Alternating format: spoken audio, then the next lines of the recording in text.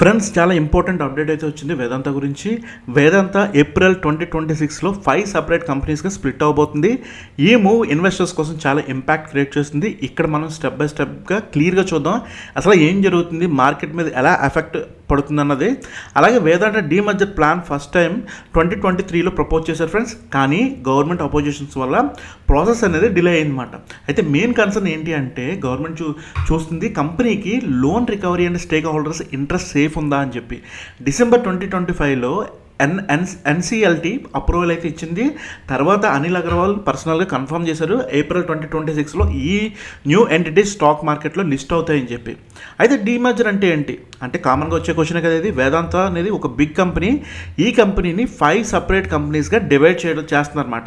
ఇక్కడ రీజన్ ఏంటి అంటే ఫస్ట్ది ఫోకస్ బిజినెస్. ప్రతి కంపెనీకి క్లియర్ బిజినెస్ ఫోకస్ ఉంటుంది. అలాగే సెకండ్ది డెడికేటెడ్ మేనేజ్మెంట్. ఆ మేనేజ్మెంట్ టీమ్ సపరేట్గా ఉండడం వల్ల ఏంటంటే డెసిషన్స్ అనేవి ఫాస్ట్ అండ్ క్లియర్గా వస్తాయి ఫ్రెండ్స్.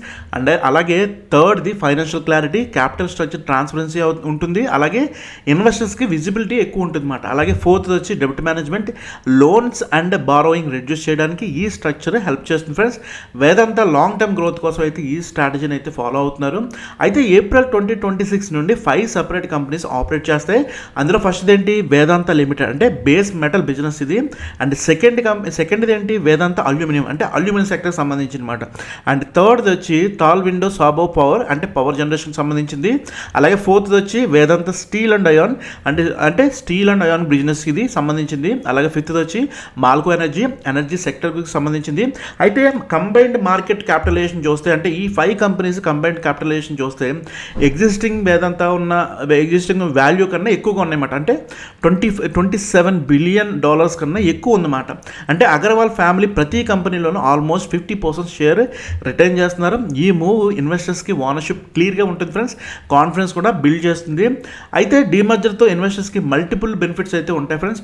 ఒకటేదంటే క్లియర్ స్ట్రక్చర్, ప్రతి కంపెనీకి ఫోకస్డ్ బిజినెస్ ఆపరేషన్స్ ఉంటాయి. అలాగే సెకండ్ది వచ్చి డెడికేటెడ్ క్యాపిటల్ అంటే ప్రతి కంపెనీకి సెపరేట్గా క్యాపిటల్ స్ట్రక్చర్ ఉంటుంది. అలాగే థర్డ్ది డెబ్ట్ రిడక్షన్ అనమాట. అంటే వేదాంత పాస్ట్ ఇయర్స్లో లోన్స్ రెడ్యూస్ చేయడానికి, అలాగే refinancing, asset restructuring and diversification funding channel use చేస్తుంది friends. So balance sheet strong అవ్వడానికి ఈ స్టెప్ చాలా ఇంపార్టెంట్. అయితే రెగ్యులేటరీ అప్రూవల్స్ కంప్లీట్ అయితే పోస్ట్ డీమర్జర్ లిస్టింగ్ మే 2026 మధ్యలో కంప్లీట్ అవ్వచ్చు.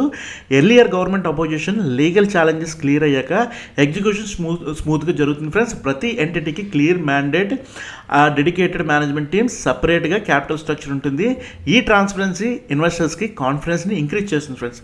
సో ఇన్వెస్టర్స్కి మెయిన్ టేక్ అవేస్ ఏంటి అంటే portfolio diversification. 5 new listed entities వల్ల ఇన్వెస్టర్స్కి మల్టిపుల్ ఇన్వెస్ట్మెంట్ ఆప్షన్ అయితే ఉంటుంది. అలాగే సెకండ్ది వచ్చి market capitalization growth, combined value existing Vedanta value కన్నా ఎక్కువ అవ్వచ్చు మాట. అండ్ థర్డ్ వచ్చి ఫైనాన్షియల్ స్టెబిలిటీ, డెబ్ట్ అంటే అప్పులు తగ్గించడానికి ఈ స్ట్రాటజీ అనేది చాలా పవర్ఫుల్గా ఉపయోగపడుతుంది. అలాగే స్ట్రాంగ్ బ్యాలెన్స్ షీట్కి కూడా. అలాగే ఫోర్త్ వచ్చి ట్రాన్స్పరెన్సీ అండ్ ఫోకస్. ప్రతి కంపెనీకి సపరేట్ మ్యాండేట్ అండ్ మేనేజ్మెంట్ అలాగే క్యాపిటల్ స్ట్రక్చర్ ఉంటుంది. ఈ డీమర్జ్ లాంగ్ టర్మ్ గ్రోత్ స్టోరీలో మేజర్ మైల్ స్టోన్ అవ్వచ్చు ఫ్రెండ్స్. ఏప్రిల్ 2026లో వేదాంత స్ప్లిట్ అనేది ఇన్వెస్టర్స్ కోసం వర్త్ ఆపర్చునిటీ.